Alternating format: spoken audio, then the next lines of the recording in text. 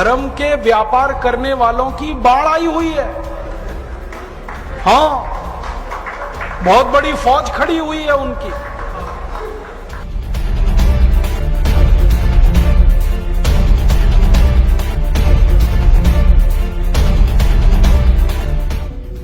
शराब का सबसे पहला फायदा, शराब आपके कॉन्फिडेंस को बढ़ाती है।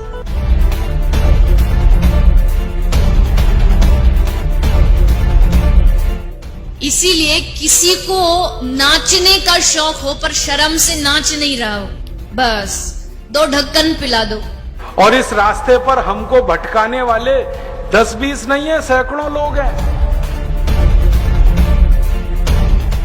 कि अगर इस्लाम को पूरी दुनिया अगर स्वीकार कर ले तो इसमें कोई बुराई नहीं है, तो ऐसे हिंदू धर्म को मैं तिलांजलि देता हूं। हिंदू धर्म कुछ नहीं है।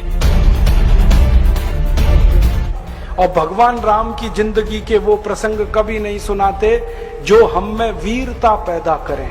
सूरत आपकी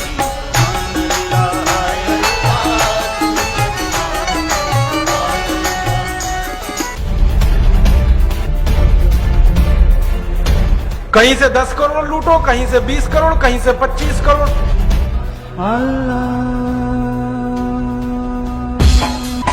तेरी मोहब्बत दिल में है या अल्लाह, तेरी मोहब्बत दिल में है या अल्लाह। मैंने देखा है क्या क्या पाखंड और नौटंकी चलता है। जिस समय नमाज पढ़ी जाए तो हम भी प्रयास करें कि अपनी भागवत बंद करके 5 मिनट के लिए उनके लिए हम अल्लाह को प्रणाम करें। क्या जाता है, क्या फर्क पड़ता है। एक आया राम की कथा कहेगा 10 करोड़ लेके जाएगा, दूसरा कृष्ण की कथा कहेगा वो 15 करोड़ लेके जाएगा। मुझे मैं राम कथा में संकीर्तन कराता हूँ और बीच में हरि बोल कराता अली मौला अली मौला अली मौला बुलाता हूँ और पूरी सभा अली मौला का कीर्तन करती है। तो कई धर्मगुरु मुझे भी पूछते हैं कि आप हरि बोल के साथ अली मौला को क्यों लाते हैं। मैंने कहा मैं लाता नहीं, अली मेला मुझसे बोल रहा है। ये बापू नहीं है, डाकू है। बापू नाम तो शर्म आती है कहते हुए, और माला पकड़ा देते हैं कि राम राम राम राम राधे राधे राधे राधे राम राम राम राम राधे राधे, बस यही करो देश तो ठीक हो जाएगा। और ज्यादा उनसे तर्क करो तो कहने लगे तुम क्यों व्यर्थ चिंता करते हो, तुम क्या लाए थे, क्या ले जाओगे, जो हो रहा है अच्छा हो रहा है। मैंने देखा है क्या क्या पाखंड और नौटंकी चलता है। भगवान राम की कथा कहने आते हैं और भगवान राम की जिंदगी के वो प्रसंग कभी नहीं सुनाते जो हम में वीरता पैदा करें, जो साहस पैदा करें। राम की जिंदगी में बहुत सारा हिस्सा साहस का है, वीरता का है। जब 14 वर्ष के लिए वनवास चले गए राम, तो हमको सुनाई जाती है राम की जो कथा ना, उसमें कहते हैं राम ने 14 साल एक ही काम किया, हाय सीते हे सीते, हाय सीते हे सीते, हाय सीते, ये सुनाते हैं हमको। हाँ, यही सुनाते हैं निकाल के कहानी में से। और मैं कहता हूं कि राम को अगर हाय सीते हे सीते हाय सीते यही करना था 14 साल, तो दूसरा विवाह क्यों नहीं कर लिया। सैकड़ों राजा तैयार थे अपनी राजकुमारियों को राम को देने के लिए, वो तो कर लेते दूसरा विवाह। क्योंकि हाय सीते हे सीते, हाय सीते हे सीते, एक स्त्री के लिए अगर वो इतने ही बिलख रहे थे, तड़प रहे थे, दूसरा विवाह कर लेते। तो ये सब चुप हो जाते हैं, फिर बात नहीं करते। फिर मैं उनको रामायण में से निकाल के दिखाता हूं, देखो राम ने हे सीते हाय सीते कहा नहीं कहा ये मुझे नहीं मालूम, लेकिन 14 साल वन में रहते हुए सैकड़ों राक्षसों का संहार किया उन्होंने, मारा उनको और धर्म राज्य की स्थापना कराई। ये कहानी नहीं सुनाते क्योंकि इससे वीरता पैदा होती है। तो राम का जो वीरत्व है वो नहीं सुनाएंगे आपको, उनकी जो कमजोरियां हैं वो सुनाते हैं आपको।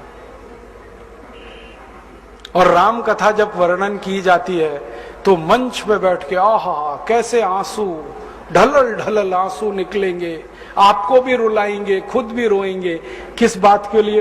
हो राम को वन गमन में इतना कष्ट हो रहा है, वन में इतनी तकलीफें हो रही हैं, तो राम की तकलीफों का वर्णन कर रहे हैं, आंसू आ रहे हैं, और ये सारा वर्णन एयर कंडीशनड मंच पर बैठकर होता है। अपने को तकलीफ नहीं होनी चाहिए, राम की तकलीफों का वर्णन कर। एयर कंडीशन मंच चाहिए, एयर कंडीशन घर चाहिए रहने के लिए, एयर कंडीशन कार चाहिए, और चार्टर्ड प्लेन चाहिए आने और जाने के लिए, तब राम की कथा सुनाई जाएगी। जो राम जिंदगी भर पैदल चलते रहे, जिन्होंने अपना रथ भी छोड़ दिया था अयोध्या से निकलते समय, वो राम ने जिंदगी भर पैदल चल के काम किया, और यहां एयर कंडीशन कारों में घूम घूम कर, चार्टर्ड प्लेन में घूम घूम कर राम की कथा सुनाते हैं। वो कथा वथा नहीं है, वो उद्योग है, व्यापार है, बिना टैक्स का। और मुझे बहुत शर्म है ये कहते हुए, समय आने पर प्रमाण से बात करूंगा कि राम कथा कहने वाले ब्लैक मनी को व्हाइट मनी करने के काम में लगे हुए एजेंट हैं, और इससे ज्यादा कुछ नहीं। और मुझे इससे भी बड़ी शर्म आती है कहते हुए कि आप जो उनको दे रहे हैं दान के रूप में, वो पैसा ब्याज पर उठा रहे हैं वो दूसरे लोगों को, और आपके दिए हुए पैसे से धंधा बना रहे हैं अपना। फिर ऐसे कृष्ण की कथा कहने वाले आ जाते हैं, कहते राधे राधे राधे राधे राधे राधे, और कुछ कहो ही मत, राधे राधे। कंस को मारा, जरासंध को मारा, शिशुपाल को मारा, अधर्मियों को मारा, ये सब थोड़े में, राधे राधे राधे राधे बड़े में। हाँ, क्योंकि आपको कायर बनाना है ना, निर्वीर बनाना है, नपुंसक बनाना है, तो वीरता की कहानी क्यों सुनानी है? तो चुन चुन कर ऐसी कहानियां सुनाते हैं। और मैं आपको बहुत गंभीर बात कह रहा हूं कि ये सारे हमारे देश में जो पाखंडी लोग हैं ना, राम और कृष्ण की कथा कहने वाले, ये सरकारों के साथ मिले हुए हैं, क्योंकि सरकारों ने इनको एक कान में मंत्र फूंका है, तुम लोगों का ध्यान इस तरफ भटकाते रहो ताकि कोई महंगाई के खिलाफ न लड़े, गरीबी के खिलाफ न लड़े, बेरोजगारी के खिलाफ न लड़े, अत्याचार के खिलाफ न लड़े, वो डूबा रहे राधे राधे राधे राधे राम राम राम राम, बस इसी में। और समझाते रहो, तुम क्या लाए थे, तुम क्या ले जाओगे, क्यों व्यर्थ चिंता करते हो, जो हो रहा है अच्छा हो रहा है, आगे होगा और भी अच्छा होगा। एक रास्ता ये है। अब दो रास्ते हैं अपने सामने, एक रास्ता भगत सिंह का, ऊधम सिंह का, चंद्रशेखर का, एक रास्ता हमारे ये धर्म गुरुओं का, पाखंडियों का, जो राम की कथा, कृष्ण की कथा। मुझे बहुत ऑफर आए हैं, मैं आपको दिल का दर्द बता रहा हूं, सच में कह रहा हूं, आपसे नाम नहीं लेता। मुझे ऑफर आए कि तुम कहां बेकार भटक रहे हो, मेरे साथ आ जाओ। मैंने कहा बापूजी क्या होगा उसमें? तो कहने लगे जितना मिलता है वो डबल हो जाएगा। मैं बोल रहा कैसे? तो उन्होंने कहा तुम्हारी वाणी में बहुत जोर है, और मेरे पास लोगों की भीड़ इकट्ठा करने का, मजमा लगाने का तरीका है। मैं ऐसा डमरू बजाता हूं कि सब इकट्ठे होते हैं, और तुम्हारी वाणी में जोर बहुत है, मिलके लूटेंगे, थोड़ा तुम्हारा थोड़ा मेरा। ऐसे खुले ऑफर हैं मेरे पास। और मैं कहता हूं बापूजी माफ करो। क्यों?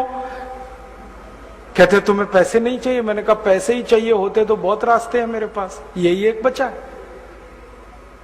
पैसे ही कमाने हैं तो बहुत रास्ते हैं, ये एक रास्ता थोड़ी है। बहुत तरीके हैं, पैसे कमा लूं, घर बना लूं, बीवी बच्चे ले आऊं, करोड़पति हो जाऊं, 10 करोड़पति हो जाऊं, 100 करोड़पति हो जाऊं। बहुत आसान काम है ये तो। थोड़ी चालाकी हो तो सैकड़ों करोड़ बनाना बिल्कुल मुश्किल नहीं है इस देश में। फिर अंत में तो वही होगा ना, सैकड़ों करोड़ हो गए, एक दिन डायबिटीज होगी, एक दिन अर्थराइटिस होगा, एक दिन हार्ट अटैक आएगा, मैं मरने ही वाला हूं। तो मरना तो है ही, वहां भी शायद जल्दी मरूं, क्योंकि जब शरीर में तामस वृत्ति आती है ना तो जल्दी मरता है आदमी। जब तक सात्विक रहता है तब तक थोड़ा दम रहता है, तो तामस वृत्ति आएगी, मरना मुझे वहां भी है। तो क्यों ना इस रास्ते पे चल के मरूं जहां सात्विक वृत्ति भी है, मरना है ये तो पक्का ही है, जिंदा तो कोई रहेगा नहीं। तो भगत सिंह का रास्ता क्या बुरा, ऊधम सिंह का रास्ता क्या बुरा, चंद्रशेखर का रास्ता क्या बुरा? कुछ करके मरो ना। मरेंगे ये सब भी, राम की कथा सुनाते सुनाते हार्ट अटैक आएगा, मरेंगे वो भी। डायबिटीज सबको हो रखी है, मैंने देखा है नजदीक से जाके, सब इंसुलिन लगाते हैं, खाते हैं गोलियां, अपनी डायबिटीज नहीं मिटा पाते, दूसरों को उपदेश देते फिरते। ब्लड प्रेशर सबको बढ़ा हुआ है, क्योंकि ये जो काला धन है ना, इसका हिसाब किताब करने में बीपी ही बढ़ने वाला है। सब बीपी की गोलियां खाते हैं, सब डायबिटीज के लिए शिकार है, तो दूसरों को उपदेश देंगे तो मैं भी लग जाऊं, वो एक रास्ता है। एक रास्ता भगत सिंह, उधम सिंह, चंद्रशेखर का भी है। मौत तो दोनों में ही आने वाली है, बस अंतर इतना है, एक मौत ऐसी आएगी जिसको देश और समाज जिंदगी भर याद रखेगा, और एक मौत ऐसी आएगी कोई पूछेगा नहीं।